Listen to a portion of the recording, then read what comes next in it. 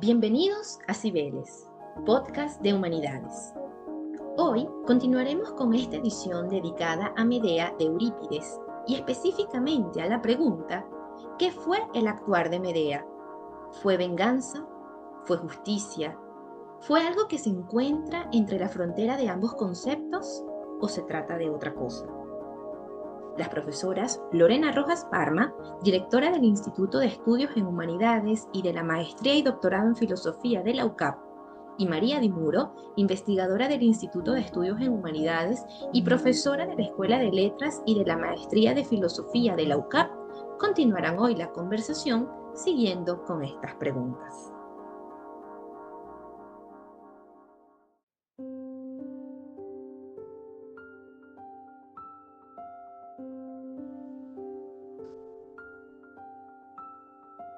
Bueno, en efecto, vamos a continuar hoy con la discusión que dejamos planteada en el episodio anterior, donde comenzamos a dar una suerte de sentido, si se permite este término, donde tratamos de primero plantear qué pasó con Jasón y Medea y tratar de ver desde lo que llamamos allí el impudor, la desvergüenza, la falta de sentido moral,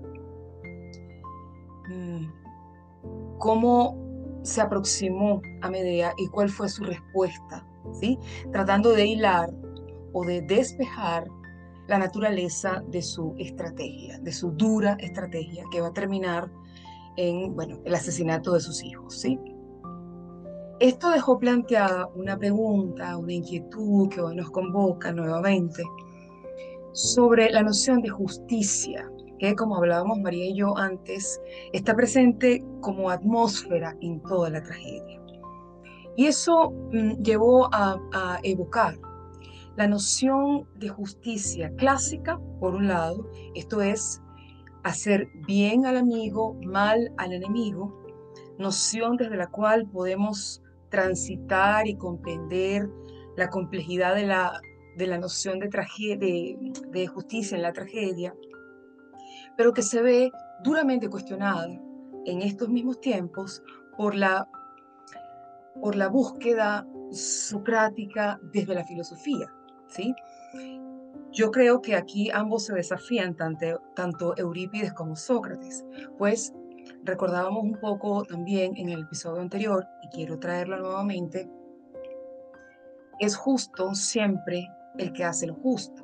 Y yo creo que este es un punto serio para aproximarse a lo que nos espera en la discusión. Serio en el sentido de grave, quiero decir, Sócrates, y voy a retomar esto, cuando afirma que es justo y pocas cosas afirma él de sí mismo, lo afirma porque sabe lo que es justo.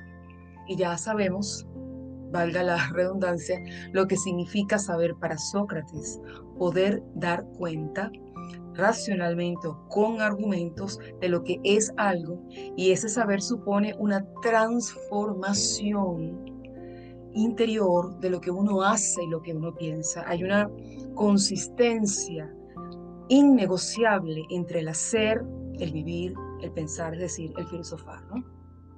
Cuando uno se encuentra con Medea y una afirmación muy dura que ella hace, y ya nos referiremos a ella, en la que está consciente de que lo que va a hacer está mal, pero está al mismo tiempo clara de que su timos, aquí podemos decir su pasión, es más fuerte que sus reflexiones y por lo tanto va a actuar. Y esto lo dice en el umbral del asesinato de sus hijos. Nos quedamos muy conmovidos en el contexto de la justicia, ¿no? Y decíamos en el episodio anterior que si bien Medea nunca dice que ella es justa, y no lo dice, mucho menos en los términos socráticos, ¿no? Tiene conciencia de lo que está haciendo, tiene conciencia de que esto sí es un acto de dique, un acto de justicia, de como de equilibrio, ¿sí? De alguna manera. Pero cerrábamos en el episodio anterior pensando si esto no era más bien una retribución de corazón a corazón, de lo duramente lastimado que fue el corazón de Medea y lo duramente que ella va a lastimar el corazón de Jasón, ¿no?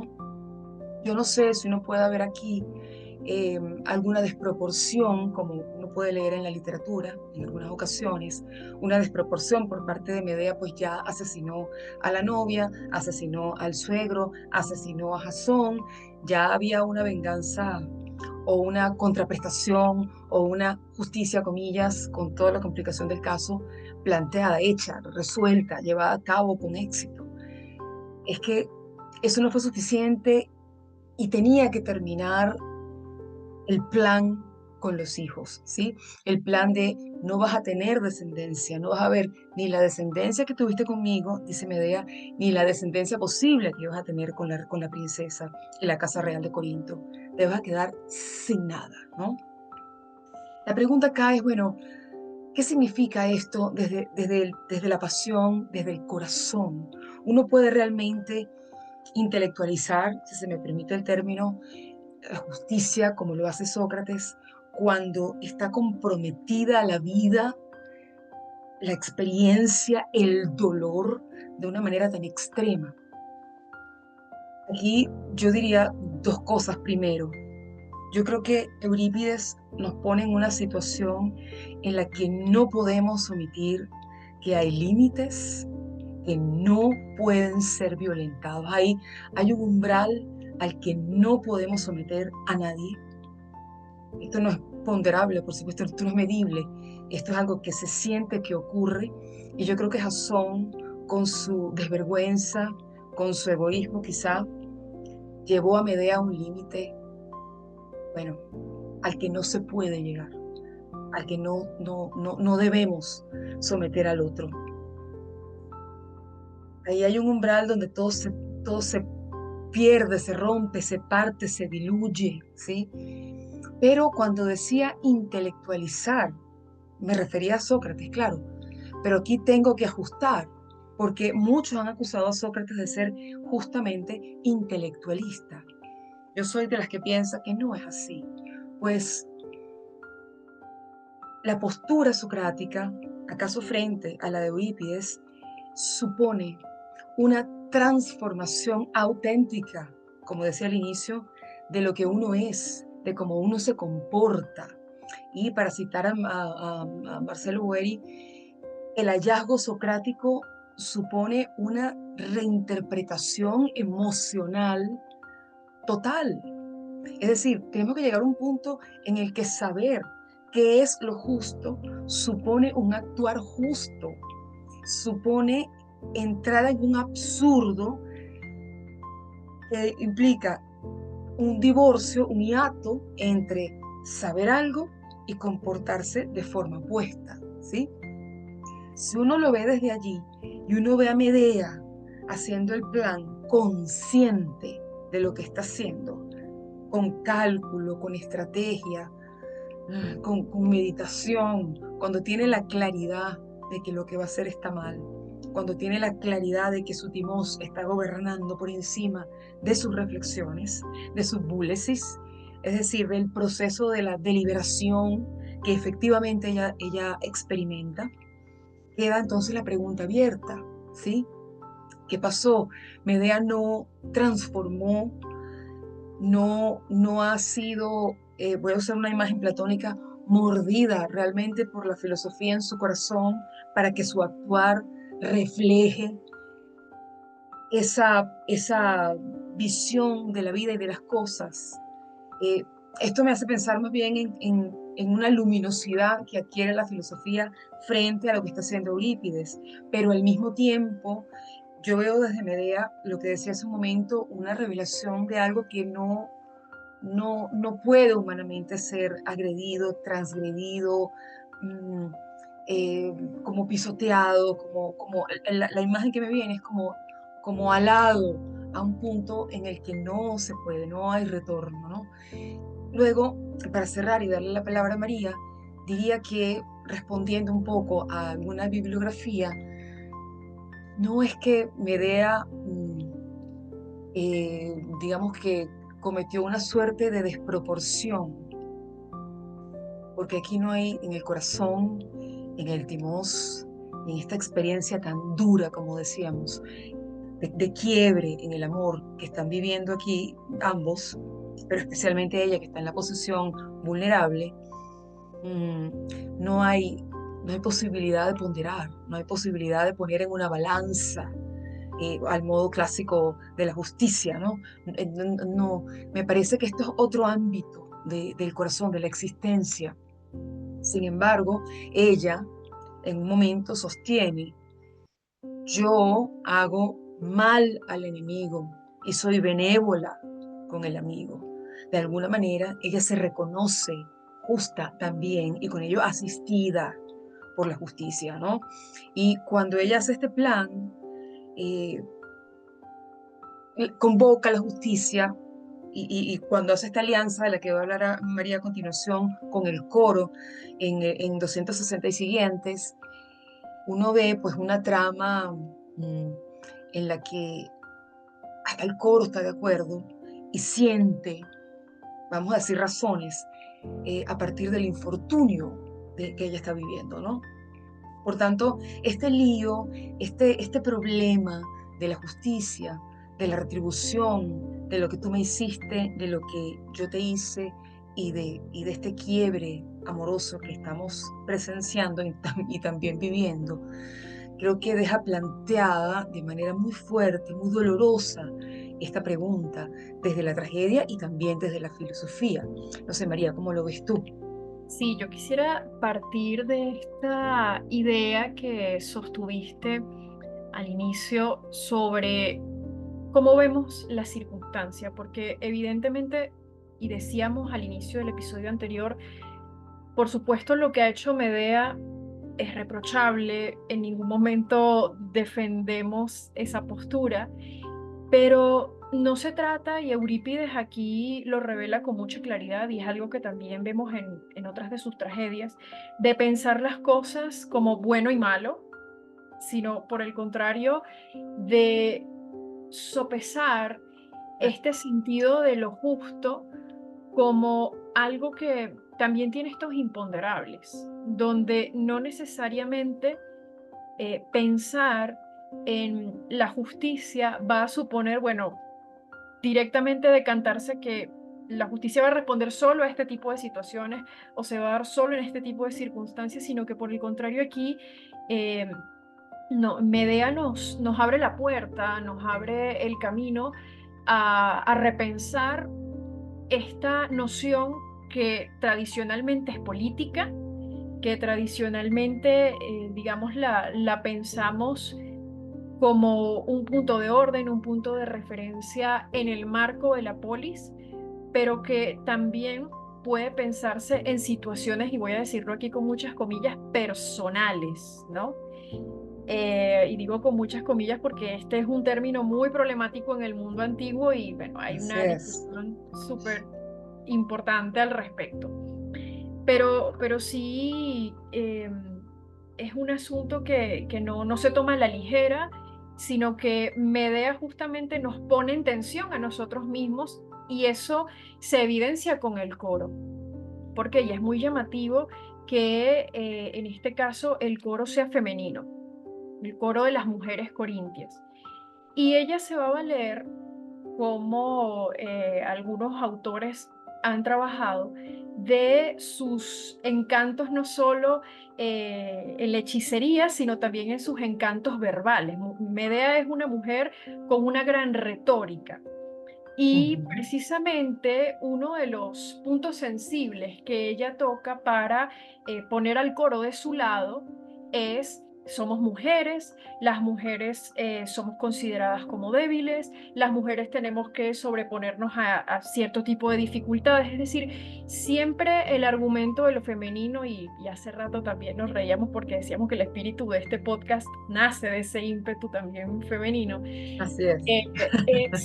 Sí, es justamente involucrarlas de esa manera también en su argumento, ¿no? De llevarlas a, bueno, miren, esto no es algo que me esté pasando nada más a mí, sino que es una circunstancia por la que otras mujeres están pasando, ¿no? Y a través de esa simpatía que ella traza con el coro, construye esta alianza muy particular de la que les voy a leer a continuación en el verso 260, bueno, ella ha salido de la casa. Recuerden que al principio estaba muy perturbada. La nodriza, de hecho, lanza advertencias para que no dejen entrar a los niños, que ella está como enloquecida, no sabemos qué puede hacer. Y de repente ella sale con una actitud distinta, un poco más calmada, y le va a plantear lo siguiente al coro. Por tanto, lo único que quiero conseguir de ti es que si en bien mío se descubre alguna vía o recurso para que en castigo por estas desgracias me dé satisfacción mi marido y también el que le entregó su hija en matrimonio y la que con él se casó, guarde silencio. Pues una mujer normalmente está llena de miedo y es cobarde para contemplar la pelea y el hierro, mas cuando resulta injuriada en lo referente a su lecho, no hay otro espíritu más sanguinario. Fíjense cómo hacia el final ella recoge un poco este sentido visceral que les estoy comentando de, bueno, esto tenemos que guardarlo en confianza porque somos mujeres, porque reconocemos esto que estamos sintiendo, esta efervescencia de esta pasión, esta rabia ante una situación común y que nos hermana, y por tanto se construye aquí esta alianza. Ahora, algo muy curioso que nosotras estábamos discutiendo antes de comenzar a grabar y que realmente nos llamó profundamente la atención es que el término o digamos la alusión directa a la justicia la encontramos con un poco más de claridad en el texto en griego. En las traducciones que nosotras hemos revisado en el español, los traductores pues han manejado Así los es. términos asimilándolos con otros distintos a propiamente la palabra justicia, ¿no? Pero aquí en particular, el término que ella usa para aludir al castigo o acompañando a la palabra castigo es justamente diken, el término proveniente de dike, justicia, o también pues supone norma, poner orden, pero en este caso pues está acompañado de esta idea de un castigo merecido, ¿no? Darle a Jasón, pero no solamente a Jasón, sino también a la princesa, al rey, el castigo que ellos se merecen. Y ese merecer tiene el sentido de la dique, de, voy a traducir aquí libremente, lo justo, ¿no? Entonces, Medea y el propio coro van a asimilar esta circunstancia, este momento, ¿no? De lo que le está pasando, como, bueno, tenemos que actuar justamente con, o hay que infligir un castigo justo a lo que está ocurriendo. Y aquí entonces resuena lo que tú, Lore, te preguntabas al inicio con respecto a, bueno, ¿cómo calificar esto, no? Si llamamos o concebimos esto como una acción justa, si la concebimos, por el contrario, como una revancha, una venganza. Es decir, la propia Medea está ya en su propia disertación pensando en que esto es lo que ellos se merecen. Y en todo momento ella lo va a refrendar, incluso diciendo nadie se va a burlar de mí, tengo que castigar a mis enemigos, pero siempre va en un tono muy de retribución. Bueno, tú me has hecho mal, entonces yo te lo devuelvo con otro mal. Pero Exacto. es muy curioso ese término. Sí. Fíjate que cuando citas el verso, el que leíste y 260, ¿no? Creo que fue.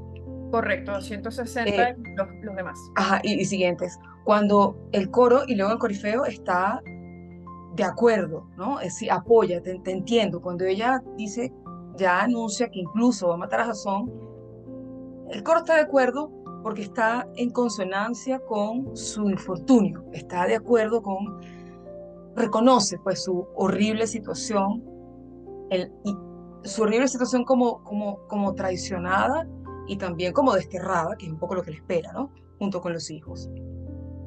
Pero en el Corifeo hay una contención una vez que Ya ha muerto la princesa, ya ha muerto Creonte, eh, además es fabuloso porque no muere Jasón, entonces la venganza es muchísimo más dura, Exactamente. más horrorosa, ¿no? Ella inicialmente quiere matarlo, pero ahí uno ve las manifestaciones del torbellino emocional, porque comienza pensando qué va a hacer, ¿no? No sé si recuerdan que va al Ujú. lecho, atraviesa con una daga o le prende fuego, es decir, ese remolino emocional de la furia Y que completamente comprensible. ella misma lo Ajá. dice, en un momento que va a matar a Jasón, a la princesa y al rey. Lo tiene clarísimo. Lo tiene clarísimo, pero termina siendo un plan visto en frío desde Medea mucho más exitoso cuando Jasón queda vivo, ¿no? Y en estas circunstancias ha perdido absolutamente todo de una manera muy fuerte. Pero cuando el corifeo escucha el plan con los hijos, ya está en desacuerdo, ya ahí se muestra un desacuerdo, ¿no? Y es cuando de nuevo yo vuelvo a sentir esta idea de hay límites que no puedes atravesar, que no puedes sobrepasar o que no puedes ignorar, que están.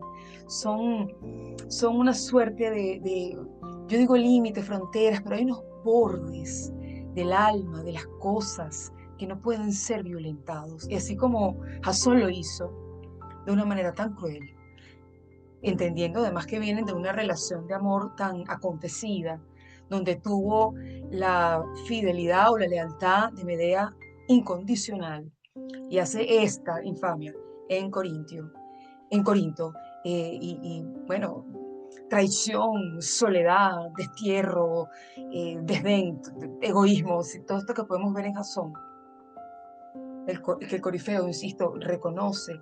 Sin embargo, y al punto, ese umbral al que no se debe llegar es al que llega ahora Medea cuando decide, después de lo que hizo, matar a los niños. Ahí es cuando el Corifeo reacciona, ¿no? Y ahí es donde tal vez es tan hondo el dolor de Medea, tan hondo, que llega también a vencer ese umbral que no debemos atravesar, ¿no? Ya, yo no sé si aquí entran las balanzas, yo no sé si efectivamente ella está consciente de que esto es justicia, o dique, ¿no? Como decías tú antes. Eh, ¿Qué pasa aquí cuando entramos en un torbellino, en una turbulencia tan honda? Es decir, en unos fondos del alma tan oscuros, es como un abismo y no hay regreso, ya no hay regreso. Además, tú decías muy bien, Medea es sumamente hábil con la palabra, es muy seductora, muy convincente, hasta manipuladora, porque lo logra hacer con Creonte y lo logra hacer con Jasón Ujú, y le sale muy ujú. bien, lo logra hacer con Egeo y le sale mejor, Creo, sí. creo yo, es una cosa pero perfecta. Bueno, y además Resuelve es todo. todo, además ella es bruja, hechicera, también tiene estos poderes que no podemos omitir, muy femeninos de paso, ¿no? Y tú señalabas hace un momento esta alianza, esta solidaridad femenina que se ve en toda la tragedia, que veíamos nosotras también comentando el podcast, Todas contra Jason. Em, pero también afirmaciones muy gruesas, ¿no? Como las mujeres no son capaces de hacer el bien, pero cuando su lecho ha sido transgredido, maltratado o ultrajado, son las más asesinas, o son las más sangrientas, o son las más manipuladoras. Eso también está claro. También lo dice el coro, Sí, ¿no? Y también lo sí. dice Medea. Y le costó a Eurípides acusaciones de misoginia posteriores, en fin. Pero no importa. El punto aquí es que eso también está claro, está jugando. Y tú muy bien decías hace un momento, María, que en Eurípides, y esto es punto para Eurípides, el asunto de la justicia, por ejemplo, como muchas otras cosas, no es en blanco y negro, porque la vida no es en blanco y negro. Y tal vez una afrenta a Sócrates pueda hacer esto, porque para Sócrates las cosas sí son un poco blanco y negro, ¿sí? Sócrates no tiene muy claro, a mi juicio, y esto lo discutiría, los matices no están tan claros, a menos que vayamos al territorio amoroso, y ahí igualmente es complejo, ¿no? Pero cuando, por ejemplo, hablamos de lo justo, no, aquí no hay matices. Yo sé lo que es justo, ya yo exorcicé mi alma de doxa, ya yo hice la búsqueda, ya yo encontré en el caso de la justicia, que él encontró algo, ¿no? El hombre justo nunca, nunca devuelve mal por mal. Pero esto supone un dominio de sí tan contundente, tan fuerte, tan trabajado, que parece casi en un punto casi inhumano, ¿no? O de un gran maestro iluminado, o algo así, donde se diluyen un poco los matices, que no en el caso de Eurípides, ¿no? Que no en el caso de Medea. El alma es mucho más compleja, tal vez. Por eso el trabajo de Sócrates nunca termina. Por eso uno siente en Apología que él va a seguir haciendo lo mismo en el Hades, ¿no? Como lo confiesa ante el tribunal tras la segunda decisión. Pero aquí uno siente esta oscuridad, este remolino, o esta episteme del amor, opaca, turbulenta, dura, implacable, ¿sí? Donde, bueno, no hay vencedores en rigor, porque bueno, sí, bueno, Medea vence, pero ella tiene muy claro el horror de lo que le espera, ¿no? Tiene muy claro esto, en un momento ella dice, bueno, para mí, ¿qué sentido tiene seguir viviendo? Sin embargo, no se suicida. Sin embargo, sigue viviendo y se va a Atenas y se va con el rey. Digamos que, bueno, habría que matizar también qué tan mal, eh, qué tan mal se vislumbra el horizonte para Medea frente a lo que ocurre con Jasón. Porque podemos vislumbrar el horizonte de Jasón terrible, ¿no? Que ha perdido todo. Se ha quedado, bueno, absolutamente sin nada, ¿no? Sí, sí. Bueno, justamente cuando también comentabas sobre el saber y el saber de lo justo, pensaba que, y como decía en la intervención anterior, es una idea muy extendida en Eurípides, esta crítica justamente al saber, porque cuando ves casos como, bueno, evidentemente el de Medea, pero también pienso en el caso de Heracles, el caso de Orestes, que son figuras que, vamos a decir, en la tradición estaban encumbradas, en la tradición estaban, ya eran, por decirlo así, completos, no sabían de alguna forma, en, en las tragedias se terminan desdibujando, se terminan convirtiendo en víctimas de su saber, por decirlo así, bueno, aunque pudiéramos poner ahí también en cuestión si es un saber o es una creencia. Pero me parece interesante que sea también un modo, al menos desde lo que estamos viendo, en el que Eurípides toma esa postura eh, frente a Sócrates, frente también a los sofistas, que también aquí es muy, muy patente de, mira, la vida no es así estática, la vida no es saber y no saber, sino que hay momentos en los que sencillamente, bueno, el logos se descontrola, por decirlo así. Entonces, esto que le ocurre a Medea también es muy particular porque el coro la va apoyando hasta cierto punto y de hecho en la línea de abajo, en 267, el coro le dice que lo que está haciendo es justo. De hecho, la palabra que usa allí es endikos, es decir, que lo que haces es legítimo. Por tanto, hay una correspondencia, una cierta afinidad y una comprensión de cierta justicia allí, pero luego eso cambia. Entonces también es muy interesante ese mismo juego que hace el propio Eurípides dentro de la tragedia de, bueno, ok, en este momento esto es justo, o parece, se nos presenta como justo, pero luego, mira, aquí entra esta otra situación donde, bueno, ¿qué hacemos, no? ¿Qué hacemos con eso? Que es Exacto. el punto en el que ella dice, ok, ya no me queda más sino matar a los niños y no me queda de otra, no puedo hacer otra cosa porque no puedo permitir que se sigan burlando de mí.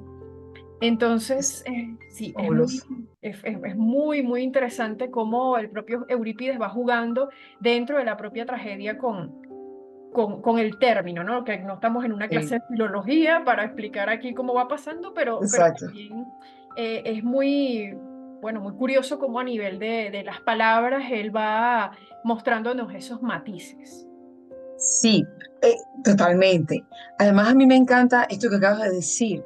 Hay un punto en el que el logo se descontrola, ¿no? ¿Mm? Eso es fabuloso porque ¿qué significa un logos descontrolado? ¿Qué es eso? Un logos enloquecido, un logos fuera de control. Puede sonar, es tan fabuloso que puede sonar como una contradicción incluso en Claro. términos, ¿no? Pero, pero, pero, cuando, cuando tenemos una Medea que está calculando su estrategia, está planeando, que no está improvisando, es lo que quiero decir, ¿no? Cuando está, eh, bueno, eh, tomando en cuenta incluso cuál va a ser su destino. Sí, Ya tiene arreglado a dónde va, y va a la Casa Real, va a Atenas, va con el rey Egeo, ya tiene su cosa muy bien acordada.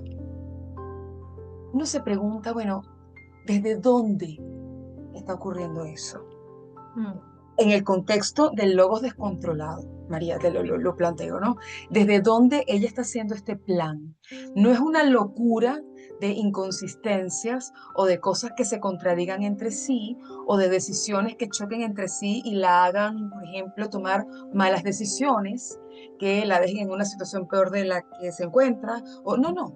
Todo es absolutamente planeado, eh, es una estrategia, ¿sí? ¿Desde ujú, dónde? ¿Desde dónde? Más cuando ella dice, sí, conozco los crímenes que voy a realizar en 1075 y siguientes, sí, pero mi pasión, como decimos al inicio, el timos, es más poderosa que mis reflexiones. Y ella es la mayor causante de males para los mortales. Ella lo tiene perfectamente claro.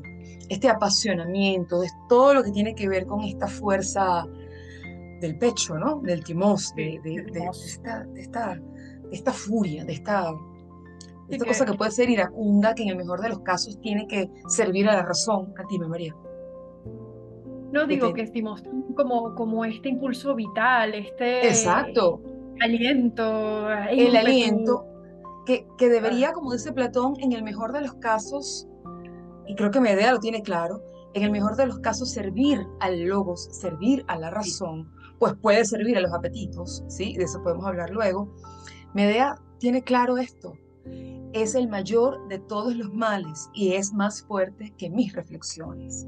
Ujú. Cuando ella dice, sí, conozco los crímenes que voy a realizar, ella usa el verbo manzano, que es Ajá. conocer, saber, pero que tiene ese piso, ese tono de aprender también, de aprendiz, Sí, de discípulo, sí, sí. que no es gignosco, ¿no? En lo que ella dice. Bueno, Lo que es mucho más fuerte, y tendríamos que, por supuesto, sin hacer una clase de filología, pensarlo. Ella opta por ese verbo eh, con este tono de lo aprendí, de lección, hasta de ya discípulo, esta hasta de alumno. reflexión que está teniendo. Claro, porque esto está ocurriendo en medio de la crisis que ella tiene, interior, comillas con el interior igualmente, Sí. esta crisis que ella está teniendo antes del asesinato de sus hijos, ¿no? Así Por es. tanto, la pregunta cae es desde dónde, quiero decir, desde qué lugar del alma está descontrolado este logos, desde qué lugar del alma podemos planificar, tener una estrategia tan bien ejecutada, además, que ha funcionado, que le funcionó bien, desde qué lugar del alma hacemos esto con logos, porque es una estrategia, ¿sí?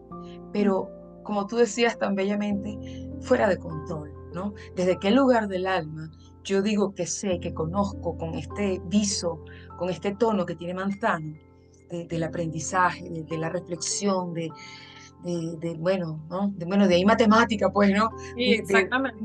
De ahí la de- palabra alumno también. exacto, de ahí todo esto, teniendo en cuenta estos matices. ¿Desde qué lugar del alma? Y es la pregunta con la que quisiera cerrar. podemos hacer estas cosas, ¿sí? Si todo es apasionamiento, si todo es logos, si todo es este impulso vital, o es todo revuelto, o es una unidad del alma como la veía Protágoras, por ejemplo, para poner a alguien cercano de la misma época, eh, a diferencia un poco de Platón, ¿no? No es que esté diciendo que haya una departamentalización del alma en Platón, pero hay al menos un ejercicio analítico para distinguir algunas fuerzas o algunas dinamis, como él mismo sostiene. Pero en Medea y en la propuesta de Eurípides no es eso, es la completitud que somos. Es que somos todo eso. Y quisiera llevarme entonces ese logos descontrolado que permite la planificación, que permite la estrategia, que me permite hacer cosas, paso uno, paso dos, paso tres, paso cuatro, ¿no? Una cosa, vamos a decir, con cuidado, organizada, que va a concluir en el telos que yo quiero alcanzar, por cruento y malévolo que sea, pero lo puedo hacer. Planifico mi vida, planifico lo que viene, con logos, ¿sí? Eso no lo hace el timos enloquecido, ¿no? No, O por sí mismo, o no lo hace un deseo desbordado, o un apetito más que un deseo desbordado. Es todo, ¿no? Entonces, quisiera dejar planteada la pregunta, ¿desde qué lugar del alma podemos tener estos remolinos, estos saberes eh, tan fuertes, tan turbulentos, que permiten estas experiencias?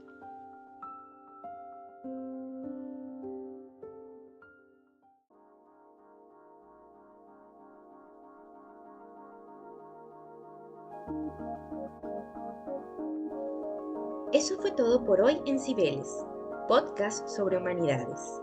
Los invitamos a seguir atentos a los próximos capítulos en donde seguiremos profundizando en las antiguas pero eternamente vigentes palabras de Medea. Muchas gracias.